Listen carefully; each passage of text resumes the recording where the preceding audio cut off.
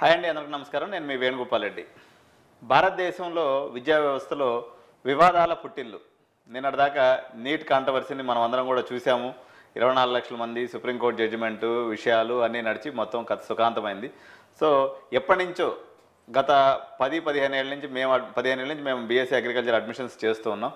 ఈ agriculture admissions చేసేటప్పుడు నిత్యం నిరంతరం అప్పటి నుంచి ఇప్పటి వరకు ఎప్పుడూ కాంట్రవర్షియల్ అయినటువంటి ఒక టాపిక్ గురించి ఈరోజు మనం డిస్కషన్ చేసి విద్యార్థులకు ఉన్నటువంటి అనేక సందేహాలను నివృత్తి చేసే ప్రయత్నం చేస్తాము.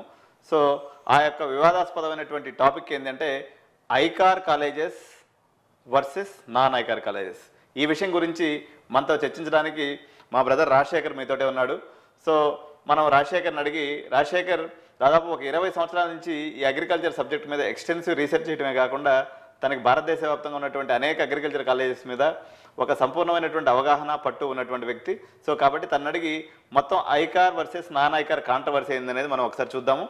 So hi Rajasekhar. హాయ్.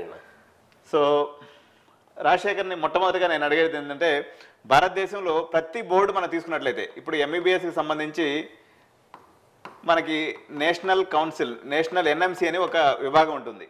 అదేవిధంగా ఫార్మసీ మనం తీసుకున్నప్పుడు ఫార్మసీ కౌన్సిల్ ఆఫ్ ఇండియా ఉంటుంది. ప్రతి దానికి ఇప్పుడు ఆయుష్ డిపార్ట్మెంట్ అనేది ఆయుష్ కోర్సెస్ సంబంధించి ఆయుష్ డిపార్ట్మెంట్ ఉంది.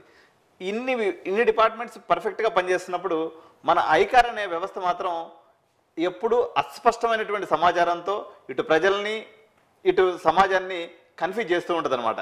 ఎందుకంటే భారతదేశంలో ఎక్కడా లేనటువంటి రూల్ అయినటువంటి ఐకార్ రికగ్నిషన్ లేకపోతే గవర్నమెంట్ జాబ్స్ లేవనేటువంటి రూల్ రాష్ట్రంలో ఉంది.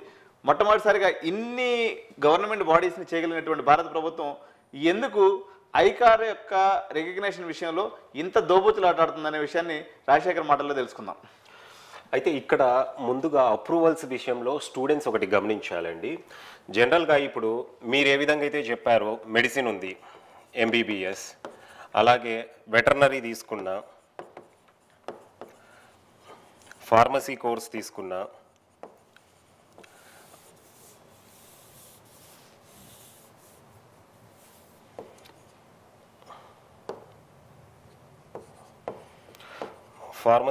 తీసుకున్నా, అగ్రికల్చర్, ఇలా ఏవైనా ప్రొఫెషనల్ కోర్సెస్ తీసుకుంటే కనుక వీటిల్లో ముందుగా మనం ఎంబీబీఎస్ తీసుకుంటే ఇది వరకు మనకు ఎంసీఐ ఉండేది, మెడికల్ కౌన్సిల్ ఆఫ్ ఇండియా. ఇది కొంచెం మనకి ఇప్పుడు ఏమైపోయిందంటే ఎన్ఎంసీ, నేషనల్ మెడికల్ కమిషన్ అయిపోయింది. అలాగే వెటర్నరీలో తీసుకున్నా కూడా మనకు VCI, veterinary council of India నుండి, ఫార్మసీ తీసుకుంటే PCI, pharmacy council of India నుండి. ఇవేవైతే ఉన్నాయో ఈ బాడీస్ అనేది కంప్లీట్గా ఇవి అప్రూవల్స్ తోటే ఈ కోర్సెస్ అనేది రన్ చేయాలి. రెండవది ఇక్కడ బీఎస్సీ అగ్రికల్చర్ విషయానికి వస్తే ఇక్కడ అప్రూవల్ కాదండి కావాల్సింది, ఇది ఐసీఆర్ అక్రెడిటేషన్ అంటాము.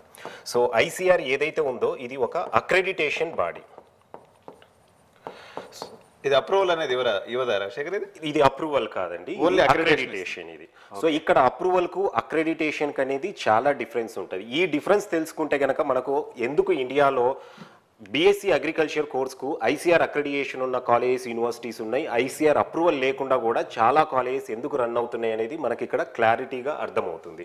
ముందుగా అప్రూవల్స్ తీసుకుంటే కనుక ఏదైనా మెడిసిన్ అయినా, ఆయుష్ కోర్సెస్ తీసుకున్నా, డెంటల్ తీసుకున్నా, ఈవెన్ వెటర్నరీ, ఫార్మసీ లాంటి నర్సింగ్ ఏ కోర్స్ తీసుకున్నా కూడా డెఫినెట్గా ఒక యూనివర్సిటీ అయితే కనుక యూజీసీ గుర్తింపుతో పాటు కంపల్సరీ ఆ ఏదైతే రెస్పెక్టివ్ బాడీ నుండి అప్రూవల్ అనేది మ్యాండేటరీగా ఉంటేనే కాలేజ్ ఎస్టాబ్లిష్ చేసి రన్ చేయడానికి పర్మిషన్ అనేది ఉంటుంది. వితౌట్ అప్రూవల్ ఈ కోర్సెస్ ఏవి కూడా రన్ అవ్వవు. అంటే ఇది మ్యాండేటరీ అప్రూవల్స్ అనేది. వేరేజ్ అక్రెడిటేషన్ వచ్చేసరికి ఇక్కడ మనకి ఏమవుతుందంటే బీఎస్సీ అగ్రికల్చర్కు ఐసీఆర్ అక్రెడిటేషన్ ఏదైతే ఉందో ఒక అక్రెడిటేషన్ బాడీ మాత్రమే. అంటే అక్రెడిటేషన్ అనేది మ్యాండేటరీ ఏం కాదు. అప్రూవల్ అనేది మ్యాండేటరీ కానీ అక్రెడిటేషన్ అనేది మ్యాండేటరీ కాదు. మనం ఈవెన్ ఇంజనీరింగ్ లాంటి కోర్సెస్కు తీసుకుంటే కనుక మనకు నాక్ అక్రెడిటేషన్, ఎన్బీఏ అక్రెడిటేషన్స్ ఇవన్నీ వింటూ ఉంటాం. నాక్, ఎన్బీఏ అక్రెడిటేషన్స్ లేకుండా కూడా బీటెక్ లాంటి ప్రోగ్రామ్స్ అనేది రన్ చేయడానికి ఛాన్స్ అయితే ఉంటుంది. సో ఇక్కడ కూడా అగ్రికల్చర్ కోర్స్ రన్ చేయడానికి ఐసీఆర్ అనేది ఒక అక్రెడిటేషన్ బాడీ మాత్రమే. కాబట్టి కోర్స్ అనేది బీఎస్సీ అగ్రికల్చర్ ఈ అక్రెడిటేషన్ లేకుండా కూడా మనకి ఇండియాలో చాలా యూనివర్సిటీస్ అనేది ఉన్నాయి. ఈవెన్ మన తెలుగు రాష్ట్రాల్లో కూడా ఎన్నో యూనివర్సిటీస్ అనేది రన్ అవుతున్నాయి. అలానేసి ఐసీఆర్ అక్రెడిటేషన్ లేకుంటే ఈ డిగ్రీ ఎందుకు చెల్లుబాటు అవ్వదు, లేదా స్టూడెంట్ 4 years కెరీర్ అయిపోయిన తర్వాత ఎటువంటి జాబ్లకు ఎలిజిబిలిటీ ఉండదు అనేది ఏముండదు. ఒక అగ్రికల్చర్ అలైడ్ కోర్సెస్కు మాత్రమే, అంటే బీఎస్సీ అగ్రికల్చర్ కోర్స్ కంప్లీట్ చేసిన తర్వాత అగ్రికల్చర్ అలైడ్ ఏవైతే జాబ్స్ ఉంటాయో, మనకు అగ్రికల్చర్ ఆఫీసర్ అవ్వచ్చు, బ్యాంకింగ్ సెక్టార్లో ఫీల్డ్ ఆఫీసర్ అవ్వచ్చు, అగ్రికల్చర్ ఎక్స్టెన్షన్ ఆఫీసర్, ఇలాంటి పోస్టింగ్స్కు మాత్రమే నాన్ ఐసీఆర్ యూనివర్సిటీస్లో చదివిన స్టూడెంట్స్కు ఎలిజిబిలిటీ ఉండదు. జనరల్గా సివిల్స్ అవ్వచ్చు, గ్రూప్స్ అవ్వచ్చు, హైర్ ఎడ్యుకేషన్కి అవ్వచ్చు, నాన్ ఐకార్లో చదివిన ఏ స్టూడెంట్ అయినా కూడా మళ్ళీ హైర్ ఎడ్యుకేషన్ చేసుకోవడానికి ఇలాంటి general degree related course general degree related job ఆపర్చునిటీస్కి అనేది ఎలిజిబుల్ అవుతారు. సో ఇక్కడ ఈ డిఫరెన్స్ అనేది గమనించాలి. ఈ కోర్సెస్ అన్నిటికేమో మనకు అప్రూవల్స్ అనేది కంపల్సరీ, అప్రూవల్ ఉంటేనే కోర్స్ రన్ చేయాలి. ఈ ఐసీఆర్ అక్రెడిటేషన్ అనేది ఒక అక్రెడిటేషన్ బాడీ కాబట్టి ఇది లేకుండా కూడా యూనివర్సిటీస్ అండ్ కాలేజెస్ అనేది రన్ చేయడానికి వాళ్ళకు ఒక రైట్ అనేది ఉంది. కాబట్టి మనకి ఇండియాలో నాన్ ఐసీఆర్ అక్రెడిటెడ్ యూనివర్సిటీస్ కూడా చాలా ఉన్నాయి. 10% ఐసీఆర్ అక్రెడిటేషన్తో యూనివర్సిటీస్ ఇండియాలో ఉంటే colleges and universities, 90% without ICR accreditation అనేది యూనివర్సిటీస్ ఉన్నాయి. అందుకే మనకు 2 రకాలుగా, ఏ కోర్సుకు లేనట్టు ఒక బీఎస్సీ అగ్రికల్చర్కు మాత్రమే అక్రెడిటేషన్, నాన్ అక్రెడిటేషన్ కాలేజెస్ అనేది ఎక్కువగా కనపడుతూ ఉంటాయి. సో అంటే ఇప్పుడు మనకి ఇంకొకటి, ఈ రాజశేఖర్ చెప్పినటువంటి అర్థాన్ని ఇంకా సరళమైన భాషలో తీసుకున్నప్పుడు, ఈ అప్రూవల్స్ అనేది ఇంజనీరింగ్ అంటే మీ అందరికీ తెలుసు కదా, ఏఐసిటిఏ అనేటువంటి ఒక బాడీ ఉంటుంది, all India council for technical education. వాళ్ళు వచ్చేసి ఇంజనీరింగ్ కాలేజీకి అప్రూవల్ ఇస్తేనే ఇంజనీరింగ్ కాలేజ్ రన్ అవుతుంది. మీకు విషయం తెలుసా, ఏఐసిటీ అప్రూవల్స్ లేకుండా కూడా బీటెక్ వాల్యూ ఉంటుంది. సో ఏదైనా ప్రైవేట్ యూనివర్సిటీస్ తీసుకున్నప్పుడు వాడికి వితౌట్ ఏఐసిటీ అప్రూవల్ కూడా వాళ్ళు బీటెక్ ప్రోగ్రామ్ రన్ చేస్తుంటారు. That it self is valid in India. ఇక్కడ అక్రెడిటేషన్ అనే దానికి మీ అందరు కూడా బాగా ఎక్కువగా విన్నటువంటి పదం వచ్చేసి ఎన్బిఏ, నాక్. రాజశేఖర్ చెప్పినట్టుగా ఈ అక్రెడిటేషన్స్ ఉంటాయి కదా, ఎన్బిఏ అక్రెడిటేషను, నాక్ అక్రెడిటేషను, ఎన్ఐఆర్ఎఫ్ ర్యాంకింగ్. అట్లా ఈ అక్రెడిటేషన్ అనేది కూడా మనకి ఇంజనీరింగ్ భాషలో చెప్పాను, అది మన మెడికల్ భాషలో చేసుకున్నప్పుడు ఈ అప్రూవేషన్స్ అనేవి ఈ రకంగా ఉంటాయి. ఇంకోటి కూడా ఇక్కడ అప్రూవల్స్, అక్రెడిటేషన్కు అప్రూవల్స్ వచ్చేసి కొన్ని కాలేజెస్కు, యూనివర్సిటీస్కు 1 yearకో లేదంటే 5 yearsకి అవ్వచ్చు, లేదంటే పర్మనెంట్ అప్రూవల్స్ కూడా ఉంటాయి. అంటే వన్స్ ఒకసారి అప్రూవల్ వచ్చిన తర్వాత పర్మనెంట్ అప్రూవల్తో కాలేజెస్ రన్ అయ్యేవి కూడా మనం చాలా చూస్తూనే ఉంటాం.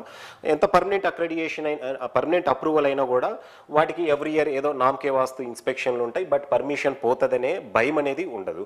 బట్ అక్రెడిటేషన్ వచ్చేసరికి ఇది టెంపరీ ఉంటుంది. అది ఏదైనా, నాక్ అయినా, ఎన్బిఏ అయినా, మనము లేదంటే ఐసీఆర్ అయినా కూడా 1 yearకో 5 yearsకో. మనం ఇక్కడ అగ్రికల్చర్ గురించి మాట్లాడుతున్నాం కాబట్టి ఐకార్ తీసుకుంటే 5 yearsకి మాత్రమే అక్రెడిటేషన్ అనేది ఉంటుంది. ఎవ్రీ 5 yearsకి అనేది కంపల్సరీ అక్రెడిటేషన్ రెన్యువల్ చేయాలి. అంటే ఇక్కడ అప్రూవల్ అనేది ప్రియర్ మనకు వచ్చేసరికి ఒక కాలేజ్కు పర్మిషన్ ఇచ్చేటప్పుడు ఆ కాలేజ్ ఎలాంటి ఇన్ఫ్రాస్ట్రక్చర్ ఎస్టాబ్లిష్ చేసుకోవాలి, బిల్డింగ్ ఎంత ఉండాలి, ఫ్యాకల్టీ ఏ విధంగా మెయింటైన్ చేయాలి, ఇలాంటివన్నీ కూడా జాగ్రత్తలు తీసుకొని ముందు పర్మిషన్ ఇస్తే దాని తర్వాత ఇన్స్టిట్యూషన్లో ఉన్న క్వాలిటీ ఏ విధంగా ఉంది, అంటే యూనివర్సిటీలో వాళ్ళు ఫాలో అయ్యే కరికులం అవ్వచ్చు, అక్కడ స్టూడెంట్ ఫ్యాకల్టీ రేషియో అవ్వచ్చు, ఫ్యాకల్టీ ఎలాంటి క్వాలిఫైడ్ ఫ్యాకల్టీ ఉన్నారు, ఇన్ఫ్రాస్ట్రక్చర్ ల్యాబొరేటరీస్ ఏ విధంగా ఉన్నాయి, అగ్రికల్చర్కు ఫీల్డ్ అనేది చాలా ఇంపార్టెంట్, దాంట్లో సాయిల్ టైప్స్ అవ్వచ్చు, ఇలాంటి పారామీటర్స్ అన్నీ కూడా ఇన్స్పెక్ట్ చేసి అక్రెడిటేషన్ అనేది ఇవ్వడం జరుగుతుంది. ఈ అక్రెడిటేషన్లో కూడా చాలా చేంజెస్ అనేది ఉంటాయి. ఇప్పుడు ఫస్ట్ స్టార్టింగ్ ఎప్పుడైతే అక్రెడిటేషన్ వచ్చిందో, ఈ అక్రెడిటేషన్ 5 years తర్వాత కూడా సేమ్ మళ్ళీ నామ్స్ అనేది ఉంటుంది అనేది గ్యారెంటీ లేదు. అప్పుడున్న టెక్నాలజీ బట్టి, అప్పుడు ఈ అగ్రికల్చర్ సెక్టార్లో ఎలాంటి అడ్వాన్స్డ్ టెక్నాలజీ ఉందో ఆ టెక్నాలజీకి తగ్గట్టుగా ల్యాబొరేటరీస్ ఇవన్నీ ఉన్నప్పుడు మాత్రమే మళ్ళీ అక్రెడిటేషన్ రెన్యువల్ అయ్యే ఛాన్సెస్ ఉంటాయి. మనం ఈ మధ్యకాలంలో చాలా యూనివర్సిటీస్కు ఫస్ట్లో ఐసీఆర్ అక్రెడిటేషన్ ఉండి అక్రెడిటేషన్ ఎండ్ అయిన తర్వాత మళ్ళీ అక్రెడిటేషన్ రెన్యువల్ రాని యూనివర్సిటీస్ కూడా చాలానే చూస్తూనే ఉన్నాం. సో అక్రెడిటేషన్ అనేది ఎక్కడ పర్మనెంట్ కాదు. వన్స్ ఒకసారి అక్రెడిటేషన్ వచ్చిందంటే అది 5 years మాత్రమే ఉంటుంది. ఎవ్రీ 5 yearsకు మళ్ళీ యూనివర్సిటీస్ అనేది రెన్యువల్ చేసుకోవాల్సి ఉంటుంది. రాజశేఖర్, యాక్చువల్గా ఈ ఐకార్ అక్రెడిటేషన్ అనే టాపిక్ మనం చూసుకున్నప్పుడు భారతదేశంలో ఏ రాష్ట్రాల్లో ఐకార్ అక్రెడిటేషన్ ఉంటే మాత్రమే గవర్నమెంట్ ఉద్యోగాలు వస్తాయి ఒకసారి చెప్తారా?